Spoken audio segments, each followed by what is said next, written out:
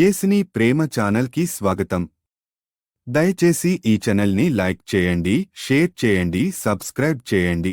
వేద పాఠశాల రేడియో శ్రోతలకు స్వాగతం. బైబిల్ గ్రంథమంతటిని పరిశీలిస్తున్న ఈ ప్రయత్నంలో ఫిలిప్పీ పత్రిక వరకు వచ్చి ఉన్నాం. గత కొన్ని తరగతులుగా ఫిలిప్పీ పత్రికను ధ్యానిస్తున్న విధంగా ఈ పత్రికను మరింత లోతుగా ధ్యానించి వాక్యములో దాగి ఉన్న వాక్య సత్యాలను తెలుసుకోవాలనే గొప్ప కోరిక మీకు కలగాలని ప్రార్థిస్తూ ఉన్నాం. ఫిలిప్పీలతోనూ నేటి మనతోనూ పౌలు ఈ పత్రిక ద్వారా ఏ విషయాలైతే తెలియజేస్తూ వచ్చాడో అవే విషయాలను ఎఫెసీ పత్రికలో కూడా పౌలు తెలియజేశాడు. క్రీస్తులో జీవించుట అనగానేమో పౌలు ఎఫెసీ పత్రికలో కూడా తెలియజేశాడు. ఒక గొప్ప విషయం ఏదైనా ఎవరికైనా మనము అందించవలసి వచ్చినప్పుడు ఒక వ్యక్తి ద్వారా అట్టి విషయాన్ని అందించడం జరుగుతుంది. పౌలు ఈ సత్యాల్ని అనేక వ్యక్తుల ద్వారా అందిస్తూ వచ్చాడు. అనేక వ్యక్తుల్లో ఈ సత్యాల్ని ఇమిడ్చి ఉంచాడు. 2వ అధ్యాయం ప్రారంభం నుండి 4 వచనాల్లో ఈ సత్యాలను మనము తెలుసుకోవచ్చు.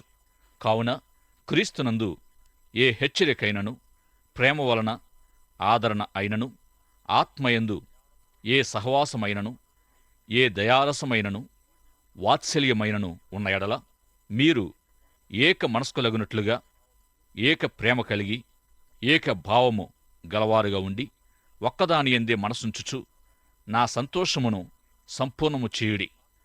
కక్ష చేతనైనను వృధాతిశయము చేతనైనను ఏమీ చేయక వినయమైన మనసు గలవారై ఒకరినొకడు తనకంటే యోగ్యుడని ఎంచుచు మీలో ప్రతివాడును తన సొంత కార్యములను మాత్రమే గాక ఇతరుల కార్యములను కూడా చూడవలెను.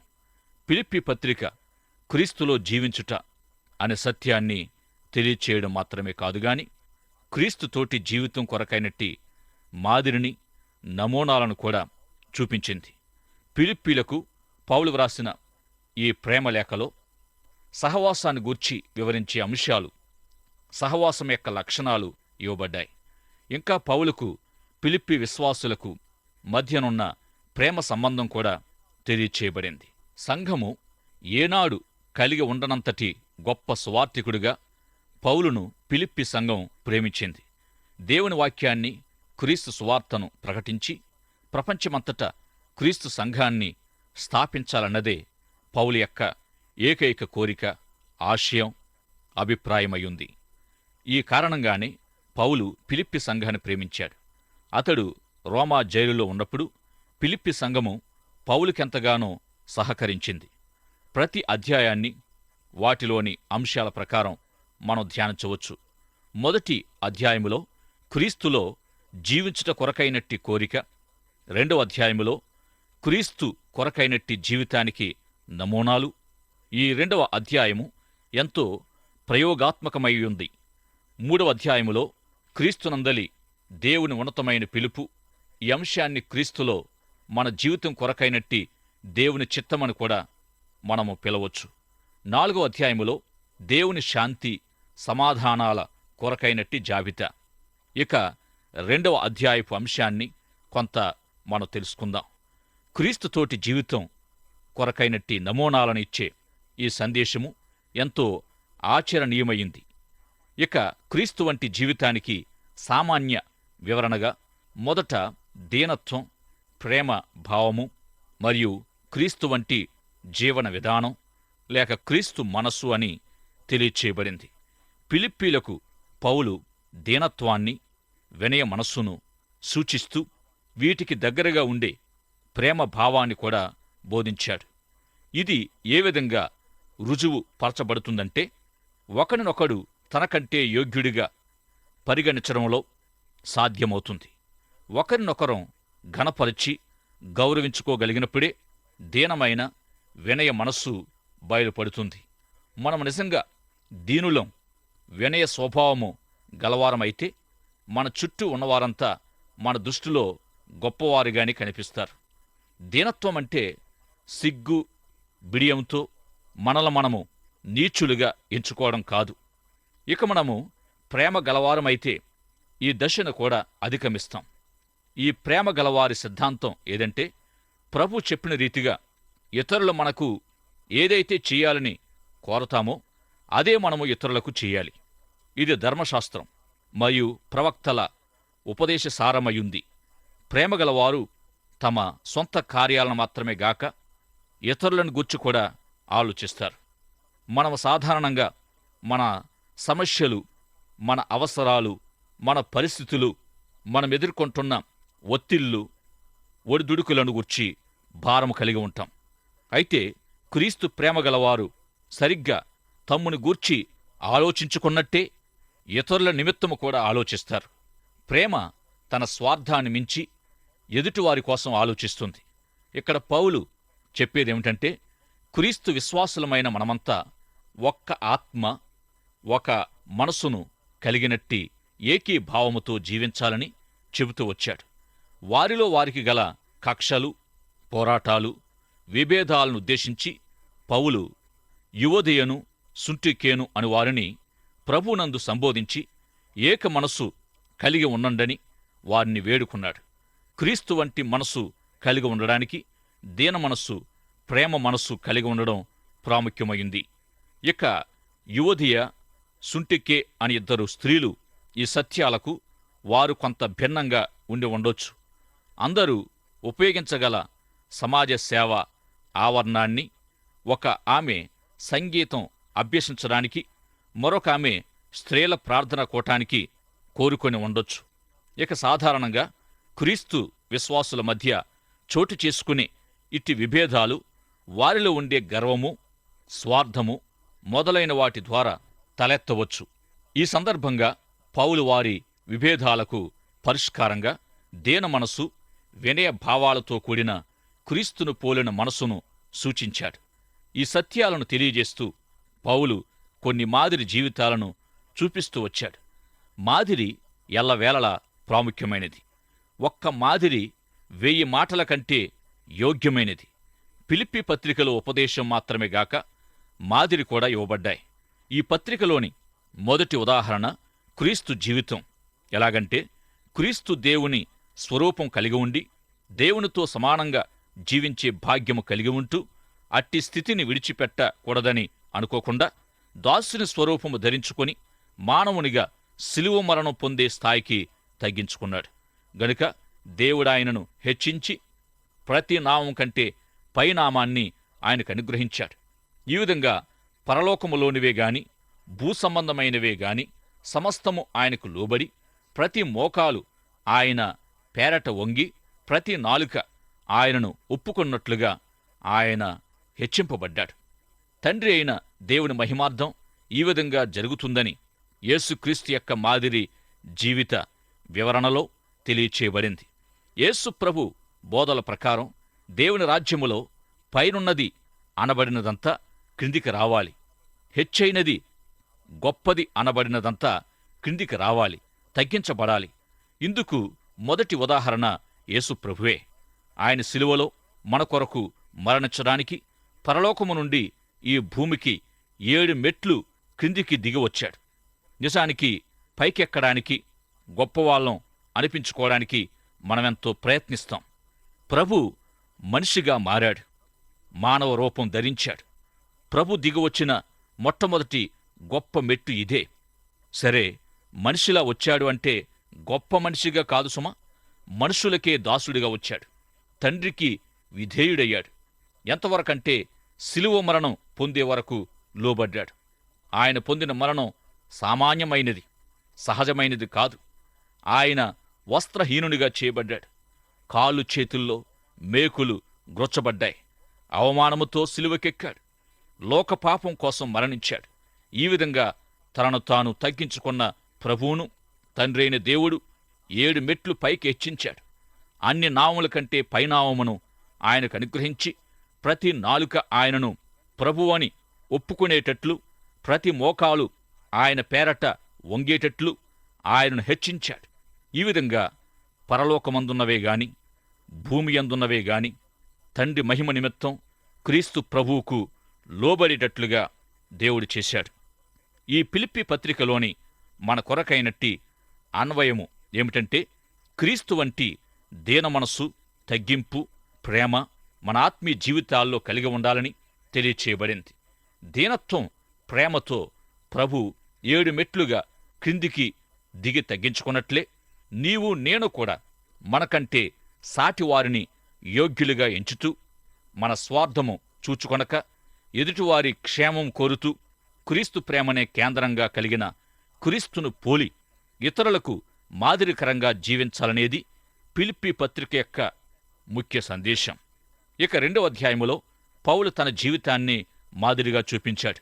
తన జీవితం పానార్పణంగా పోయబడిందని పౌలు తెలియజేస్తూ ఇతరులు యేసుక్రీస్తునందలి విశ్వాస అనుభవంలోనికి రావడం నిమిత్తం తాను సమర్పించుకున్నట్టు పౌలు తెలియజేశాడు. క్రీస్తును పోలిన జీవితం, క్రీస్తులో జీవించడం అంటే ఏమిటో తెలుసుకోవాలంటే తన మాదిరిని అనుసరించమని పౌలు చెప్పాడు. ఎందుకంటే పౌలు సరిగ్గా క్రీస్తులో జీవించాడు. చివరలో పౌలు తిమోతిని గూర్చి ఫిలిప్పీలకు చెబుతూ నిజంగా మీ క్షేమాన్ని యోచించేవారు తిమోతి కంటే మరెవరు కారని తెలియజేశాడు. పౌలు తన సేవలో తిమోతి వంటి యవనస్తులను ప్రోత్సహించాడు, తర్ఫీదు చేశాడు. తిమోతి కూడా ప్రేమ, దీనత్వాల మనసును కలిగి ఉన్నాడు. ఒక కుమారునిగా తిమోతి పౌలును తండ్రిగా ఎంచి క్రీస్తు సేవలో పాటుపడ్డాడు. ఈ విధంగా పౌలు కలిగి ఉన్న విశ్వాసులంతా క్రీస్తు వంటి జీవితం కొరకైన కోరిక గలవారై ఉన్నారు. ఈ విధంగా వృద్ధులైన వారు తమ ఆత్మీయ పరిచర్య జీవితాల్లో తిమోతి వంటి కుమారులను, యవనస్తులైన వారు పౌలు వంటి తల్లిదండ్రులను, నాయకులను కలిగి ఉండాలి. 2వ అధ్యాయము చివరలో వృద్ధుడైన ఎపఫ్రొదితును ఒక ఉదాహరణగా ఇచ్చాడు. ఎపఫ్రొదితు పౌలు చెరసాలలో ఉన్నప్పుడు ఫిలిప్పీల నుండి పౌలుకు కానుకలు తీసుకుని వచ్చాడు. ఎపఫ్రొదితును గురించి పౌలు ఫిలిప్పీలకు ఈ విధంగా వ్రాశాడు: మరియు నా సహోదరుడును, జత పనివాడును, నా తోటి యోధుడును, మీ దూతయు, నా అవసరమునకు ఉపచరించినవాడునైన ఎపఫ్రొదితును మీ యొద్దకు పంపుట అగత్యమని అనుకుంటుని. అతడు రోగి ఆయనని మీరు వింటిరి గనుక అతడు మిమ్మునందరినీ చూడ మిగుల అపేక్ష గలవాడై విచారపడుచుండెను. నిజముగా అతడు రోగి అయి చావునకు సిద్ధమై ఉండెను గాని దేవుడతనిని కనికరించెను. కాబట్టి మీరు అతనిని చూచి మరలా సంతోషించు నిమిత్తమును, నాకున్న దుఃఖము తగ్గు నిమిత్తమును అతనిని మరి శీఘ్రముగా పంపితిని. నా ఎడల మీ ఉపచర్యలో ఉన్న కొదువను తీర్చుటకై అతడు తన ప్రాణమునైనను లక్ష్యపెట్టక క్రీస్తు యొక్క పనిని నిమిత్తము చావునకు సిద్ధమయుండెను గనుక పూర్ణానందముతో అట్టివారిని ఘనపరచుడి. ఫిలిప్పీలకు పౌలు క్రీస్తునందలి సహవాసపు దశలను గూర్చి చెబుతూ వారి నుండి తనకు కానుకలు తెచ్చిన ఎపఫ్రొదితును తన సహోదరుడని అంటూ ఉన్నాడు. లోకములో ఉన్న పురుషులందరినీ పౌలు సోదరులని అనడం లేదు గాని ఎపఫ్రొదితును తన సోదరుడని అంటూ ఉన్నాడు.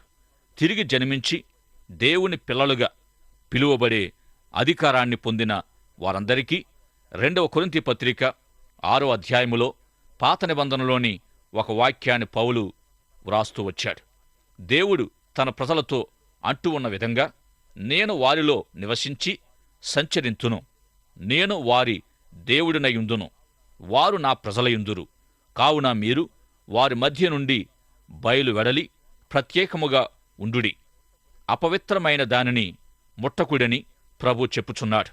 మరియు నేను మిమ్మును చేర్చుకొందును, మీకు తండ్రినయుందును, మీరు నాకు కుమారులను కుమార్తెలనై యుందురని సర్వశక్తిగల ప్రభు చెప్పుచున్నాడు అనే మాటల్ని పౌలు వారికి జ్ఞాపకం చేశాడు.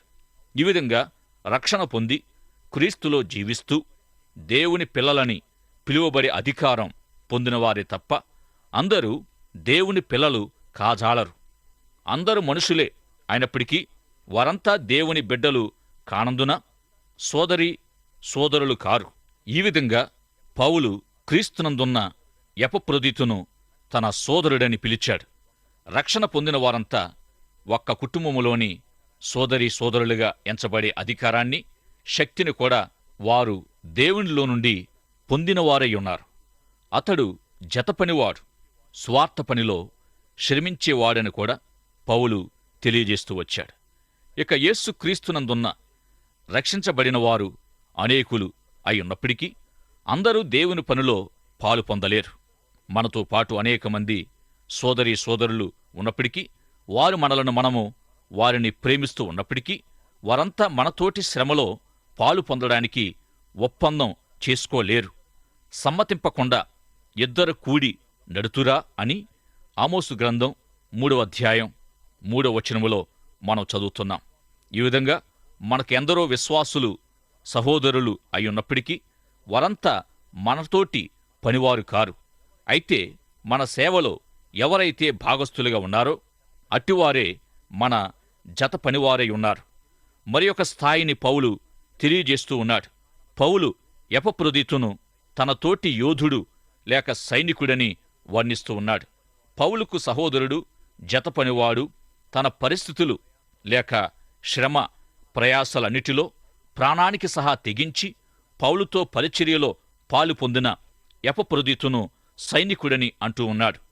ఇంతవరకు చెప్పుకొచ్చినట్టే మనుషులందరూ సహోదరులు కారని, సహోదరులంతా జతపనివారు కాదని అన్నట్టే ప్రతి ఒక్కరూ సైనికులు అనబడరు. ఈ విధంగా ప్రాణానికి తెగించి పౌలుకు సహకరించిన ఎపఫ్రొదితు రోగి అయి చావ సిద్ధమై ఉన్నాడని తెలియజేశాడు పౌలు. రోమా చెరసాలలో ఉన్న పౌలుకు ఫిలిప్పీల సహాయాన్ని తీసుకొచ్చిన ఎపఫ్రొదితు ప్రాణానికి తెగించి క్రీస్తు కోసం మరణించడానికి తెగించాడని తనతోటి యోధుడిగా తెలియజేశాడు పౌలు. ఈ విధంగా క్రీస్తు కొరకు జీవించడంలో ఎపఫ్రొదితు ఒక గొప్ప ఉదాహరణగా పేర్కొనబడ్డాడు. క్రీస్తు కొరకు జీవించడంలో ఎపఫ్రొదితుడు గొప్ప ఉదాహరణ కాడా? ఈ విధంగా 2వ అధ్యాయము క్రీస్తు కొరకు జీవించడము ఎట్లు అనే దానికి ఉదాహరణలు, అన్వయాలు అయి ఉన్నాయి. 3వ అధ్యాయములో మరొక్క అడుగు ముందుకు వేసి క్రీస్తునందలి దేవుని యొక్క ఉన్నత పిలుపుకైనట్టి కలిగే బహుమానం గురించి పౌలు మాట్లాడాడు. ఈ అధ్యాయములో పౌలు రక్షణ అనుభవం యొక్క ఫలితాలను గురించి మాట్లాడాడు. అపోస్తుల కార్యాల్లో వర్ణించబడ్డ విధంగా కాదుగాని ప్రభువుచే దర్శించబడిన ఆ అనుభవానికి కలిగిన ఫలితాలను ఈ భాగములో పౌలు తెలియజేశాడు. ఈ సందర్భంగా శరీర సంబంధంగా అతిశయించగోరేవారెవరైనా వారందరికంటే ఎక్కువగానే తాను అతిశయించగలనని, తాను అతిశయించదగిన కారణాలు అన్నిటినీ తెలియజేశాడు.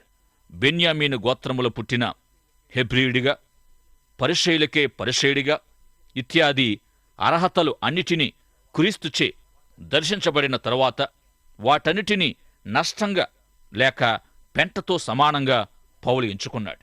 యేసుక్రీస్తును గూర్చిన అతి శ్రేష్టమైన జ్ఞానము నిమిత్తం మృతులలో నుండి లేపబడిన ఆయన పునరుత్థాన బలాన్ని ఎరుగడానికి సమస్తము నష్టపరుచుకున్నాడు. ఆయన శ్రమలలో పాలివాడై తద్వారా క్రీస్తు పునరుత్థాన శక్తిని తెలుసుకున్నాడు. అప్పటికే సంపూర్ణుడయ్యానని, ఇదివరకే జయించానని అనుకోకుండా ఎందు నిమిత్తం క్రీస్తు యేసు చేత పట్టబడ్డాడో దానిని పట్టుకోవాలని వెనుకున్న వాటిని మరచి ముందున్న వాటి కోసమై వేగిరపడుతూ దేవుని ఉన్నతమైన పిలుపు కలిగే బహుమానం పొందడానికి గురియద్దకే పరుగెడుతున్నానని తెలియజేస్తూ వచ్చాడు. ఈ విధంగా ఆత్మీయంగా పరిణితి చెందిన వారంతా ఇదే దృక్పథాన్ని కలిగి ఉంటారు. గనుక మనము ఇట్టి విధానాన్ని, ఇట్టి మనసును అలవర్చుకుందాం. ఈ అద్భుతమైన వాక్య భాగము దేవుని చిత్తం తెలుసుకొనడం ఎట్లో కూడా తెలియజేస్తుంది. పౌలుకు ఈ విషయాన్ని బయలుపరచినట్టే మన అనుదిన జీవితాల్లో ఆయన మనకు కూడా తన చిత్తాన్ని బయలుపరచగలడు. నేనేమి చేయాలని ప్రభువునడిగిన విధంగానే మనము కూడా ప్రభు కొరకేమి చేయాలో అనేది తప్పక తెలుసుకోవాలి. దేవుడు నీ కొరకు సంపూర్ణము అంగీకృతమైన చిత్తాన్ని కలిగి ఉన్నాడని, అట్టి దేవుని చిత్తాన్ని తెలుసుకోవడం సాధ్యమేనని నీవు నమ్ముతున్నావా? దేవుని చిత్తాన్ని మనము తెలుసుకొనడం మనకు సాధ్యపడుతుంది. దేవుని చిత్తాన్ని తెలుసుకోవడం ఎలాగో కూడా పౌలు తెలియజేశాడు. ఈ భాగములో పౌలు క్రీడాకారునిలా మాట్లాడాడు. ఒకరితో ఒకరు మల్లయుద్ధం లేక కుస్తీ పట్టు ఆటలాడుతున్నప్పుడు వారిలో ఒకరు ప్రత్యర్థి చేతికి చిక్కిపోతారు. పౌలు క్రీస్తు విశ్వాసులను బంధించే పని మీద దమస్కు మార్గాన వెళుతుండగా అతడు ప్రభువుచే బలంగా పట్టబడ్డాడు. తాను ప్రభువుకేమి చేయాలని అడుగుతూ ఉన్నాడు. ఒక గొప్ప ప్రయోజనం కొరకు తాను పట్టబడ్డానని, క్రీస్తు కొరకు జీవించడమే ఆ ప్రయోజనమని పౌలు గ్రహించాడు. మీరు ఎట్టి ప్రయోజనం కొరకు ఎందు నిమిత్తం పట్టబడ్డారో గ్రహించారా? ప్రిలారా, పౌలు మాదిరిని మనం గమనించినట్లయితే ప్రభువుచే మీరెందు నిమిత్తము పట్టబడ్డారు అనేదానికి సమాధానము తెలుసుకోగలరు. మొదటిగా ప్రభువుచే దర్శించబడిన అనుభవాన్ని పౌలు పొందినప్పుడు అతడు విప్లవాత్మకమైన పరిస్థితిలో ఉన్నాడు. అతని జీవితమే విప్లవమై ఉంది. అట్టి విప్లవాత్మక పరిస్థితి నుండి దృఢమైన నిర్ణయముతో, కృత నిశ్చయతతో బయటకొచ్చాడు. దేవుని చిత్తాన్ని తెలుసుకోవాలనే పట్టుదల, ఉద్దేశాలతో అతడు తానున్న స్థితి నుండి బయటకొచ్చి ఒకప్పుడు వేటినైతే నష్టంగా ఎంచుకున్నాడో వాటిని లాభకరంగా తీసుకున్నాడు. ధర్మశాస్త్ర క్రియల ద్వారా నీతి సాధించవచ్చునన్న ఉద్దేశాన్ని వదులుకున్నాడు. రోమా, గలతీ పత్రికల్లో వ్రాసిన విధంగా క్రీస్తు ద్వారా కలిగే దేవుని నీతినే పొందగోరాడు. సజీవుడైన క్రీస్తుతో సంబంధాన్ని పొందాడు. క్రీస్తు పునరుత్థాన శక్తి తన జీవితములో సాక్షాత్కరించాలని కోరాడు. తన ఎదుటనున్న పరుగు పందానికి ఒక నియమాన్ని కలిగి ఉన్నాడు. అతని పరుగు పందెపు నియమం దేవుని చిత్తాన్ని గూర్చిన జ్ఞానము కలుగుజేసేదై ఉంది. రానున్న మన జీవితము కొరకు దేవుని చిత్తాన్ని మనము తెలుసుకోగోరితే, ప్రస్తుత దేవుని చిత్తములోనే సాగిపోయినట్లయితే ఇంకా ముందు కాలము కొరకు కూడా తెలియపరచబడుతుంది. క్రీస్తులో దేవుని పిలుపుకు బహుమానం పొందాలంటే ప్రస్తుతం దేవుడు మనకనుగ్రహించిన వెలుగులో మనకు అనుగ్రహించబడిన దైవ జ్ఞానం మేరకు నడుచుకున్నప్పుడు దేవుడు మనకు ఉన్నతమైన పిలుపుకైనట్టి గొప్ప బహుమానం పొందడానికి మరింత వెలుగుననుగ్రహిస్తాడు. 3వ అధ్యాయములో పౌలు క్రీస్తు కొరకు జీవించుటకైన ఉద్దేశాన్ని మరియు క్రీస్తు యేసు చేత పట్టబడినట్టి ఉద్దేశాన్ని, 2 ఉద్దేశాలను తెలియజేశాడు. క్రీస్తులో జీవించే క్రీస్తు శిష్యుడు దేని నిమిత్తం క్రీస్తుచే పట్టబడ్డాడో ఆ ఉద్దేశాన్ని తెలియజేశాడు. పౌలు ఎఫెసీ పత్రికలో క్రీస్తులో జీవించే వారికి కలిగే ఆత్మ సంబంధమైన కృపావరాలను గూర్చి తెలియజేసినట్టే క్రీస్తునందు జీవించే వారికి దేవుని పిలుపు ద్వారా కలిగే గొప్ప బహుమానాన్ని గురించి పౌలు తెలియజేశాడు. క్రీస్తులో జీవించే క్రీస్తు శిష్యుడు గొప్ప బహుమానం పొందడానికి గురియొద్దకే పరుగెడుతూ ఉన్నాడు. ఈ విధంగా దేవుని చిత్తాన్ని మనము సంపూర్ణముగా తెలుసుకునే వరకు ఈ సత్యాలను విధేయతతో మనము అన్వయించుకోవాలి. ఈ గొప్ప ఉద్దేశాలను లేక సత్యాల్ని పౌలు 3వ అధ్యాయములో మనకు తెలియజేస్తూ వచ్చాడు. క్రీస్తు యేసు చేత ఏ ఉద్దేశం నిమిత్తం నేను పట్టబడ్డానో ఆ ఉద్దేశాన్ని, ఆ విషయాన్ని నేను పట్టుకోవాలని, గురి దగ్గరికే నేను పరిగెడుతున్నానని పౌలు తెలియజేశాడు. వెనుక ఉన్నవి మరచి ముందుకే పరిగెడుతున్నానని తెలియజేస్తూ ఆ ఒక్క ఉద్దేశం నిమిత్తమే వేగిరపడ్డాడు. దావీదు 27వ కీర్తనలో యెహోవా యొద్ద నుండి తాను కోరిన ఒక్క వరం నిమిత్తమే వెదికాడు. ఈ విధానములో మనం ఎన్నిసార్లు బలహీనమై ఉంటాం. జీవితమంతా దేవుని సన్నిధి, ప్రశాంతతనే దావీదు కోరుకున్నాడు. అలాగే మనకు రక్షణ, నిత్య జీవం ఇవ్వడానికి గాక ఈ లోకములో ఉండగా దేవుని పనులు చేయడానికి మనల్ని నియమిస్తూ ఉన్నాడు. ప్రియ సోదరుడా, సోదరి, మరి పౌలు వలె నీవు గురిని కలిగి పరిగెడుతున్నావా?